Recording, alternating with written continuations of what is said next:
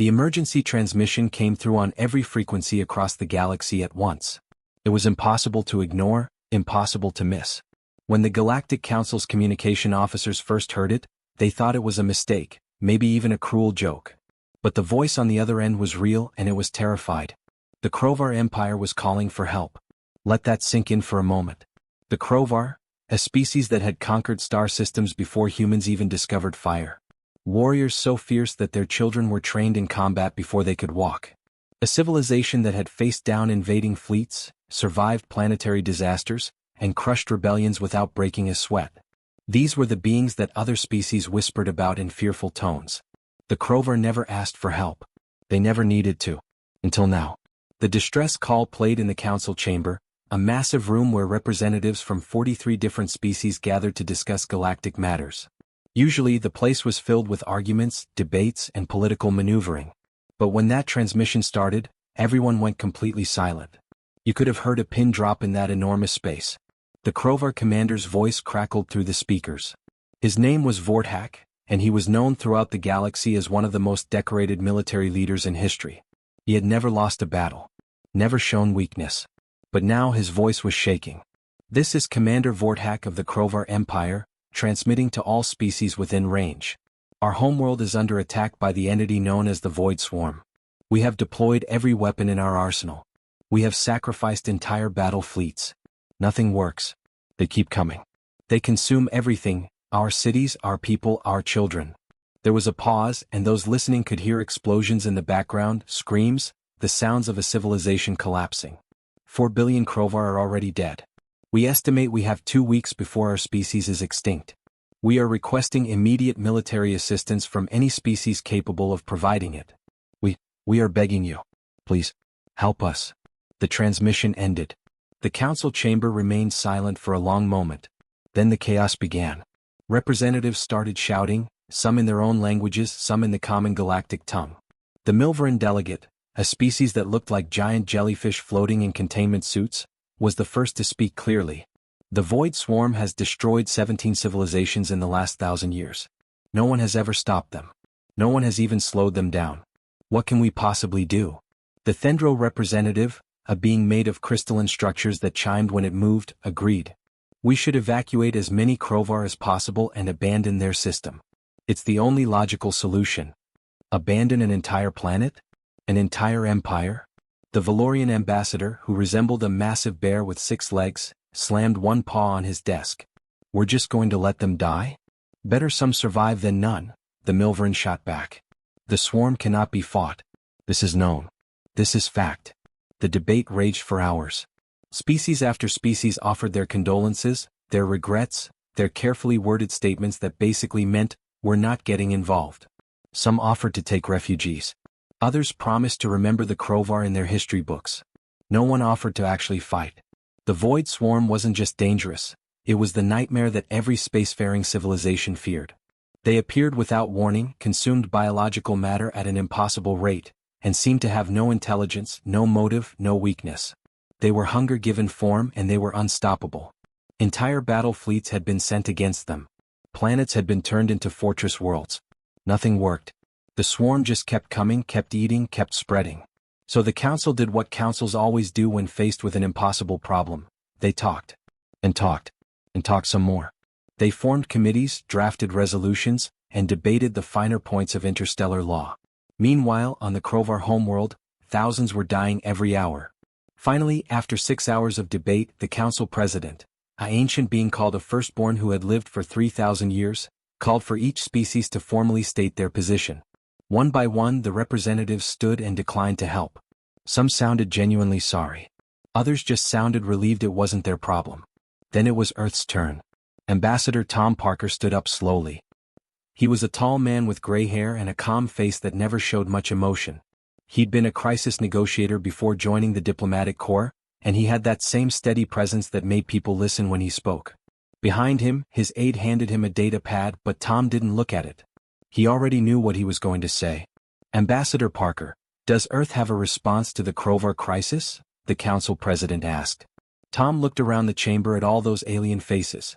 Some humanoid, some definitely not, all of them watching him with expressions that ranged from curiosity to pity. Humanity had only joined the Galactic Council 8 months ago. 8 months. They were the newest, youngest, most technologically backward species in the entire assembly. They had no superweapons, no vast fleets, no ancient knowledge. What could they possibly offer? Yes, Tom said simply. We're sending help. Our team will arrive at the Krovar homeworld in 18 hours. The chamber erupted in noise. Several representatives actually laughed out loud. The Milveran delegate's containment suit wobbled with what might have been amusement. Ambassador Parker, with all due respect to your species, you cannot be serious, the council president said. Humanity has been in space for less than a standard year. You have no military experience against threats of this magnitude. You have no technology that could even scratch the swarm. What exactly are you proposing to send? Tom smiled slightly. It wasn't a smug smile or an arrogant one. It was the smile of someone who knew something the others didn't. Our best, he said. That's all I can say right now. But I promise you, we're going to try. Because that's what humans do. Someone calls for help, we answer. 18 hours after Ambassador Tom Parker made his promise to the Galactic Council, a single human ship dropped out of hyperspace above the Krovar homeworld. It wasn't a battleship. It wasn't even a cruiser. It was a small Corvette-class vessel called the Mercy, barely larger than a commercial transport. The kind of ship you'd use to ferry supplies between space stations, not to fight an extinction-level threat. General Morthack stood in the orbital command center, watching the human ship appear on his screens. Around him, his control room was in chaos. Alarms were blaring. Status reports were coming in from the surface. More cities falling, more civilians being consumed by the swarm. His homeworld was dying in real time, and the humans sent one tiny ship. Morthack was a massive being even by Krovar standards. He stood nearly 9 feet tall, with 4 powerful arms and skin that looked like it was made of dark gray stone. Scars covered his body, each one a story of battle, survival, victory. He had commanded armies for 60 years. He had never lost a fight. But right now, watching his world die, all those victories felt meaningless. Patch me through to the human vessel, he growled to his communications officer. A moment later, a human face appeared on his screen. Young, maybe 30 years old, with short brown hair and steady blue eyes. He wore a simple flight suit with a patch that read, Captain Dave Wilson, Earth Medical Corps. Medical Corps?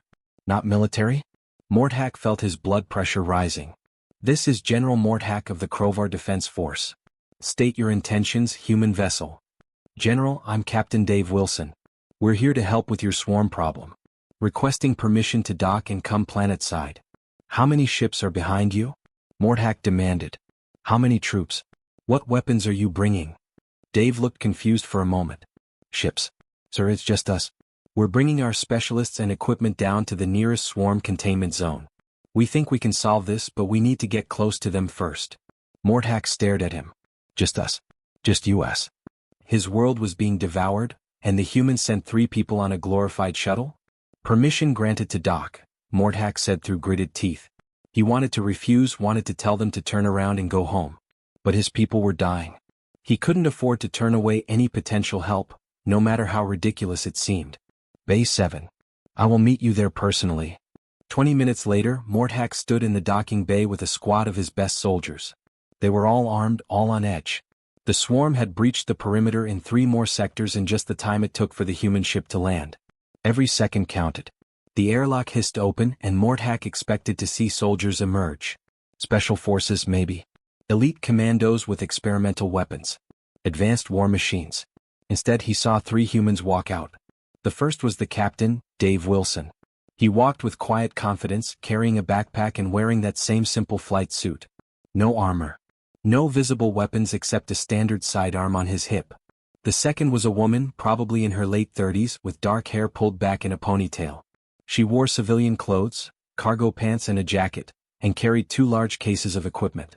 Her badge identified her as Dr. Lisa Martinez, xenobiologist and emergency medicine specialist.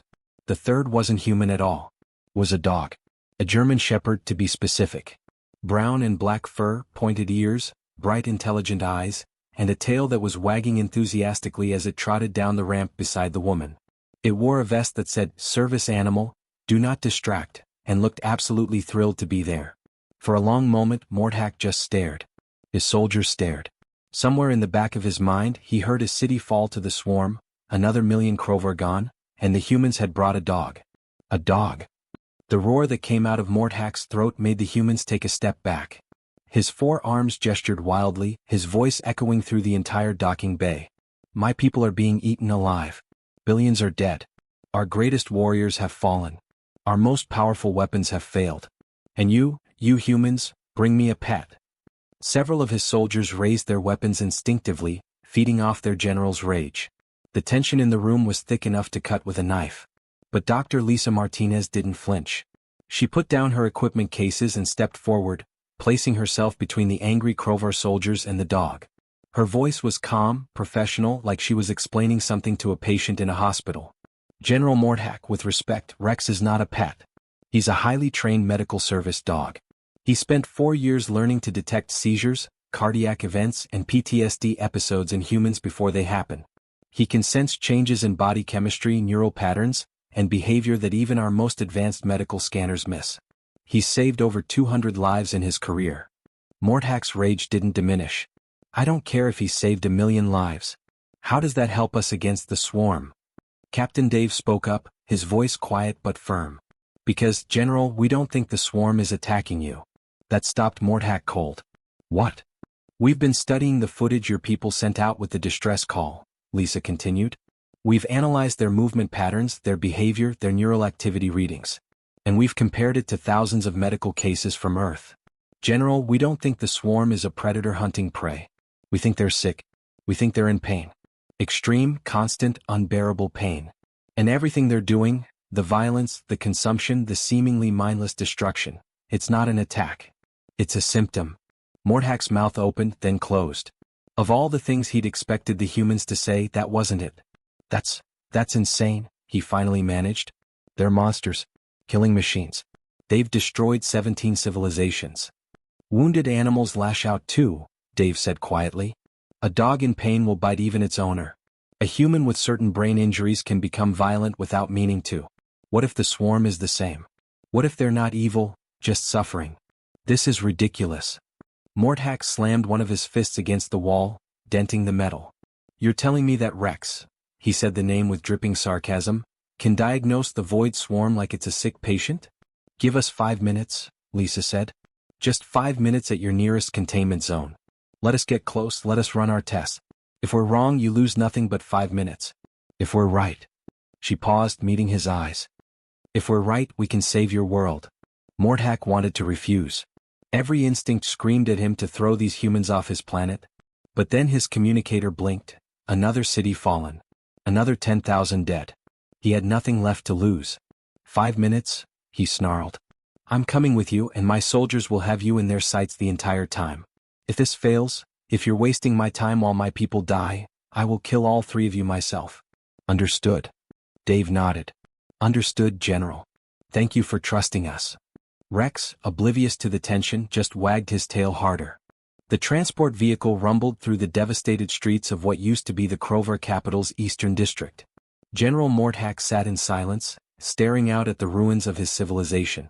Buildings that had stood for thousands of years were now just hollow shells. The streets were empty, either the civilians had evacuated, or they were already gone. Consumed. Captain Dave sat across from him, checking his equipment. Dr. Lisa was reviewing data on her tablet, occasionally reaching down to pet Rex, who lay calmly at her feet despite the vehicle bouncing over debris. The dog seemed completely unfazed by everything. The destruction outside, the tension inside, the fact that they were heading towards certain death. We're approaching Containment Zone 7, the driver announced. 2 minutes out. Morthack saw Dave and Lisa exchange a look. They were nervous. He could see it in their eyes, in the way Lisa's hand trembled slightly as she touched her equipment. They were scared. Good. They should be scared. At least they weren't completely insane. The vehicle stopped at a checkpoint where 50 Krovar soldiers stood guard, weapons pointed at the massive energy barrier that separated them from hell itself. Beyond that barrier was the swarm. When Morthack stepped out of the vehicle, the sound hit him first. It was a noise that didn't belong in any sane universe. Thousands of creatures screaming, clicking, shrieking, hissing all at once. It was so loud, so overwhelming, that several of his younger soldiers had blood trickling from their ears. The barriers were supposed to block sound, but nothing could completely contain that nightmare chorus. Behind the shimmering blue energy field, Morthack could see them. The void swarm. They were nightmares made flesh. Each creature was different. Some had dozens of legs, others seemed to float. Some were small as dogs, others massive as battle tanks. They all shared certain features though: black chitinous armor, too many teeth, claws like blades, and eyes that reflected no light, no intelligence, no mercy. Just emptiness. What? They threw themselves against the barrier constantly. Clawing. Biting. Desperate to get through. The energy field sparked every time they made contact, and they just kept coming, kept attacking, a seething mass of violence that never stopped, never tired, never hesitated. "This is what we're facing," Mordhac said grimly as the humans climbed out of the vehicle. "This is what has killed billions of my people. This is what destroyed 17 civilizations before mine. And you think you can help them with a dog in 5 minutes?" Lisa stared at the swarm, her face pale. Dave's jaw was clenched tight. Even Rex seemed to sense the wrongness of what was beyond that barrier. His ears were alert, his body tense. But Lisa pulled herself together quickly. "We need to set up right here as close to the barrier as possible. Dave, help me with the scanners. Rex, come." The dog followed her without hesitation. Mordhac had to admit, whatever else these humans were, they weren't cowards. Lisa walked right up to within 10 feet of the barrier, close enough that he could see individual swarm creatures fixing their attention on her. Close enough that if the barrier failed, she'd be dead in seconds. She pulled out 3 different scanning devices and started setting them up on tripods, each one pointed at the writhing mass of creatures. Dave stood next to her, his hand on his sidearm, though they both knew that pistol would be useless if anything went wrong. Rex sat beside Lisa, perfectly still, perfectly calm. Just watching the swarm with his head tilted slightly, like he was trying to figure out a puzzle. "Scanners are active," Lisa announced, her eyes fixed on her tablet screen. "Running full-spectrum analysis. Neural activity, biochemical signatures, electromagnetic patterns, thermal readings, everything we've got." The data started flowing across her screen. Mordhac moved closer to see, though he didn't understand half of what he was looking at. The readouts meant nothing to him, just numbers and graphs and colored patterns. But Lisa's expression changed as she read them. Her eyes widened. Her breath caught. "What is it?" Dave asked immediately, sensing her reaction. Before Lisa could answer, Rex suddenly changed. His ears, which had been perked up and alert, dropped flat against his head. His tail went down. And he started making a sound, a high-pitched, urgent whine that cut through even the noise of the swarm. Mordhac had never heard a dog make that sound before. It wasn't fear. It wasn't aggression. It was something else. Something specific. "That's his alert," Dave said, his voice tight. "That's his medical alert. He's detecting something." Lisa's fingers flew across her tablet, pulling up different readouts, comparing data. Her face went from confused to shocked to horrified in the span of seconds. "Oh God," she whispered. "Oh my God, Dave, look at these neural patterns." Dave leaned over her shoulder, studying the screen. Mordhac watched his face change too. "These aren't attack patterns," Lisa said, her voice shaking. "Look at the brainwave activity. Look at the neurotransmitter levels. Look at the pain receptors, they're completely lit up. All of them. Constantly." "What are you saying?" Mordhac demanded. Lisa turned to face him, and there were tears in her eyes. "General, they're not attacking. They're suffering. Extreme neurological distress. The kind of readings we see in humans with cluster migraines, with status epilepticus, with the worst seizure disorders imaginable. It's like their entire nervous system is firing wrong, constantly, with no relief." "That's impossible," Mordhac said. But even as he said it, he watched Rex continue that urgent whine, watched the dog fixate on the swarm with that specific behavior. "Rex has detected seizures in humans before they even knew they were having them," Dave explained. "He can sense the chemical and electrical changes in the brain. Right now, he's alerting because every single one of those creatures is in a state of extreme neurological crisis. They're all seizing. All of them. All the time." Lisa pulled up another screen showing comparative data. "Look at this. When humans experience severe pain, the kind that makes thinking impossible, we lash out. We become violent without meaning to. Our behavior becomes erratic, desperate. We'll do anything to make the pain stop. Now imagine that pain never stopping. Not for a second. Not for years, maybe centuries. What would that do to a species?" Mordhac stared at the swarm with new eyes. He watched them throw themselves against the barrier over and over. Not with strategy. Not with purpose. But with the desperate, mindless behavior of creatures that couldn't think past their own agony. "The consumption," Lisa continued, "the violence, the destruction, it's all pain-driven behavior. They're not evil, General. They're just in more pain than any living thing should ever have to endure. Rex walked toward the barrier, still whining his alert.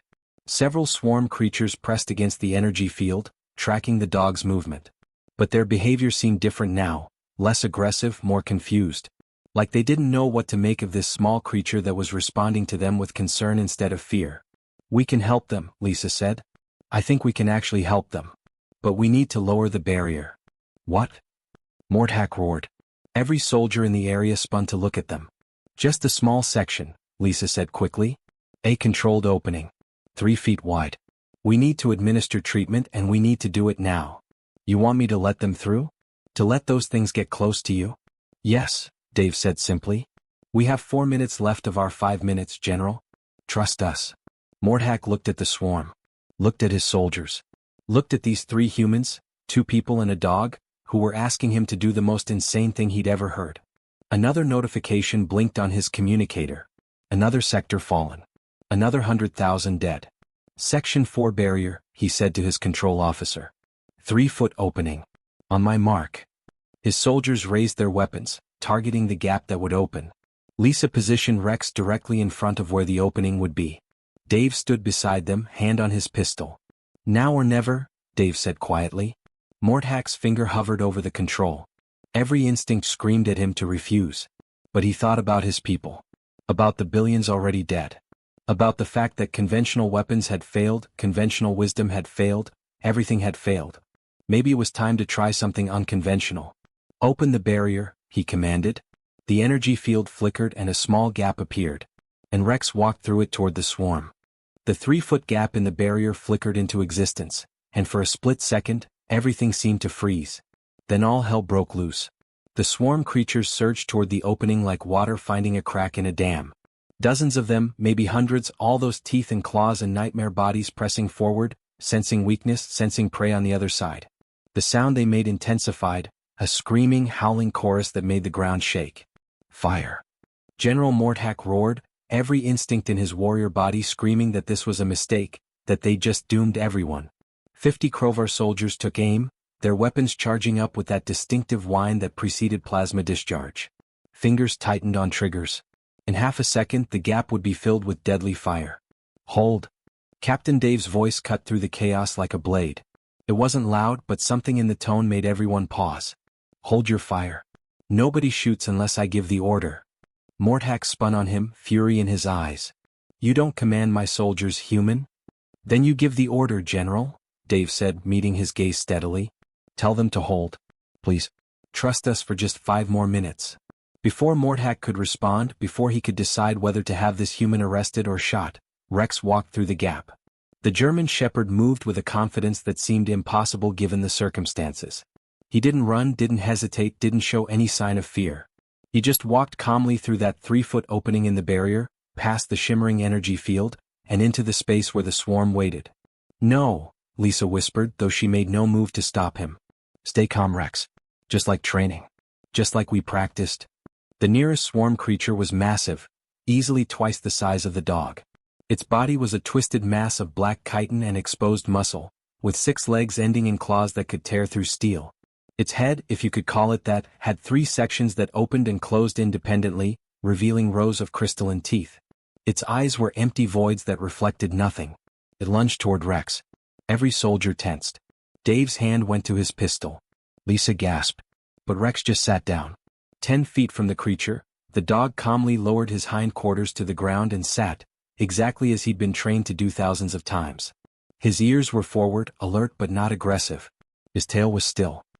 His eyes locked onto the creature with that steady, patient gaze that service dogs learn, the look that says, "I'm here, I'm calm, I'm not a threat." The swarm creature stopped so abruptly it almost fell over its own legs.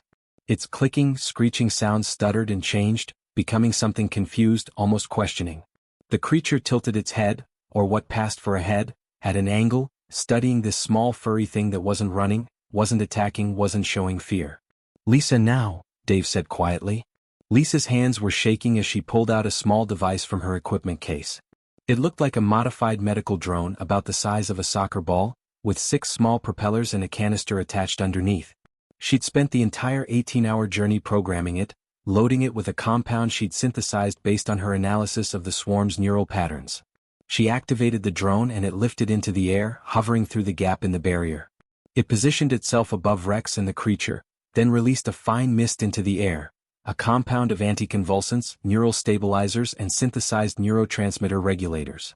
Everything she'd learned from treating human patients with severe epilepsy and cluster migraines, adapted and modified for what she hoped would work on the swarm's biochemistry. "Please work," she whispered, tears already forming in her eyes. "Please, please work." 1 minute passed. The swarm creature's movements, which had been jerky and violent, became slightly less erratic.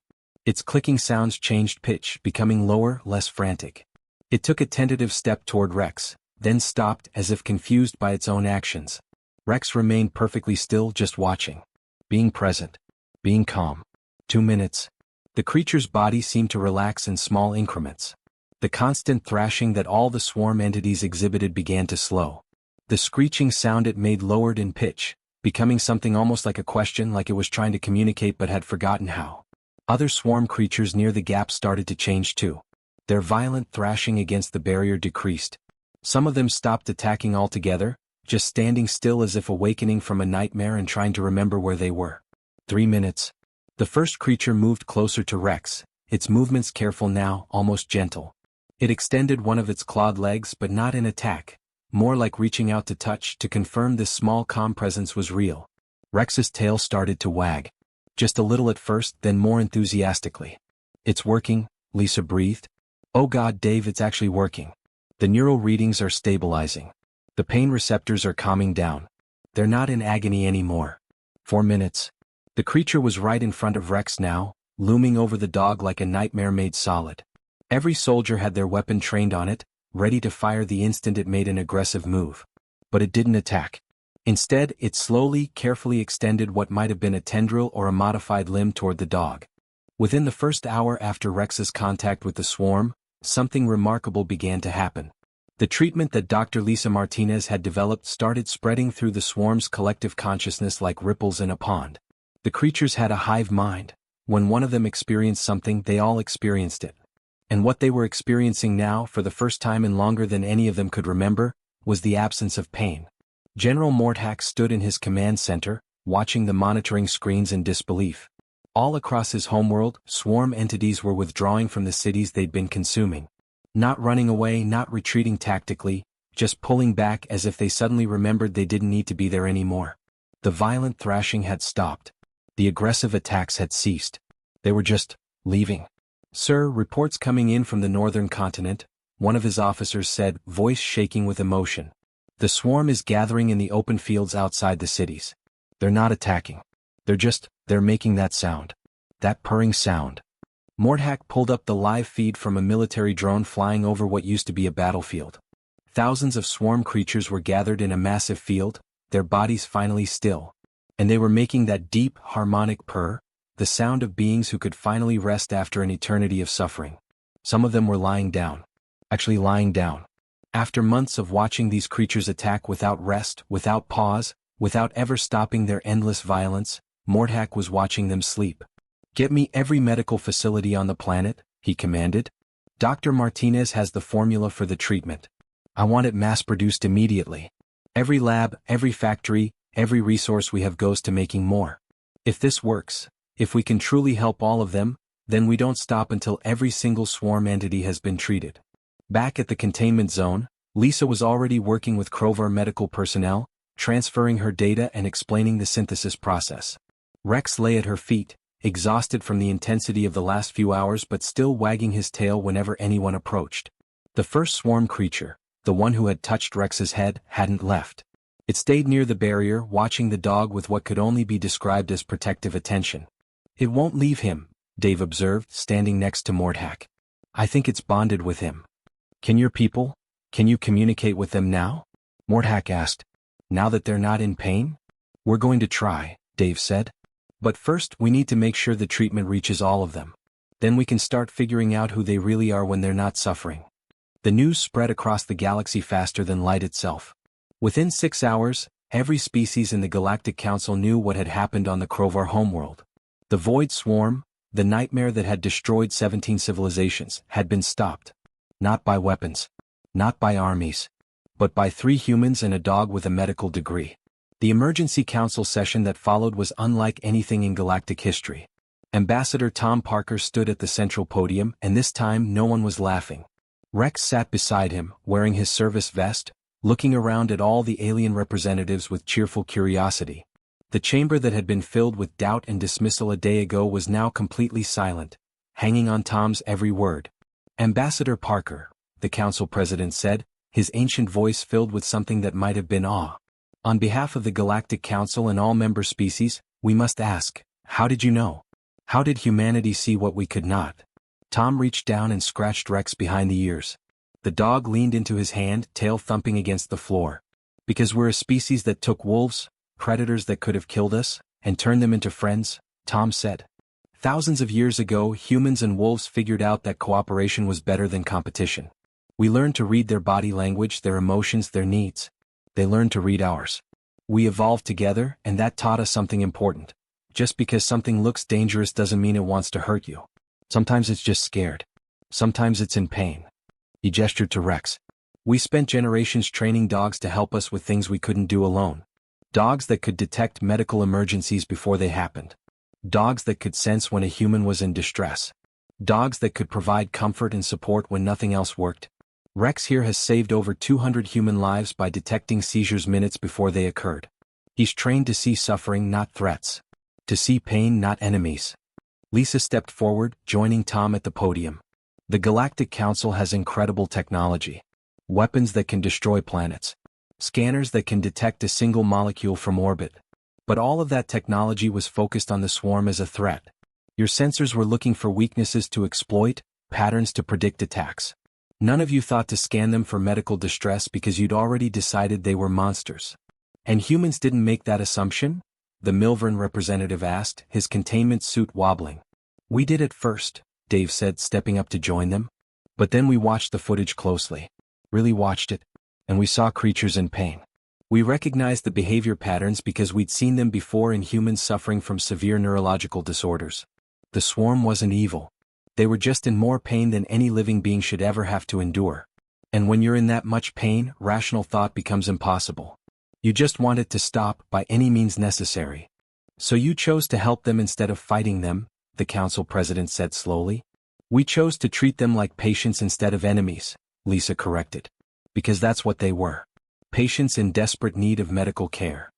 General Morthack's image appeared on the main screen, broadcast from the Krovar homeworld. The massive warrior looked different than he had days ago. The rage and desperation were gone, replaced by something like peace. The swarm has withdrawn completely from our cities, he reported. Casualties have stopped. Our medical teams are producing Dr. Martinez's treatment around the clock, and we've administered it to approximately 60% of the swarm entities on our world. They're all responding the same way, the aggression stops, the pain ends, and they become calm. Some are even attempting communication with our scientists. We're beginning to learn who they actually are beneath the suffering. He paused, and when he spoke again, his voice was thick with emotion. The humans saved my species. Not with weapons or tactics or superior firepower. They saved us with compassion and a dog who could see past the monster to the being in pain underneath. I have spent 60 years as a warrior, and I never understood courage until I watched Rex walk through that barrier toward certain death, just to offer comfort to something that could have killed him in an instant. The council chamber was silent for a long moment. Then the Thendro representative, whose crystalline body chimed with each movement, stood. We propose that Rex, service animal of Earth, be awarded the Galactic Star of Valor for exceptional courage in the face of mortal danger, and for actions that preserve billions of lives across multiple species. Seconded, came voices from a dozen different representatives. All in favor? The council president asked. The vote was unanimous. Every species, every representative, every member of the council voted yes. Tom looked down at Rex, who was now chewing on his own foot, completely oblivious to the historic moment happening around him. You hear that, buddy? You're a hero. Rex's tail wagged harder. 2 weeks later, the situation had stabilized completely. The swarm, now officially renamed the Peaceful Collective at humanity's suggestion, had been fully treated. With the pain gone, they began to remember who they were. They were an ancient species, it turned out, older than most civilizations in the galaxy. They'd encountered some kind of exotic radiation thousands of years ago that had damaged their collective neural network, causing cascading pain that grew worse with each generation. They'd forgotten their own history, their own culture, everything except the desperate need to make the suffering stop. Now, freed from that agony, they were beginning to rebuild their identity. And they were doing it with humanity's help.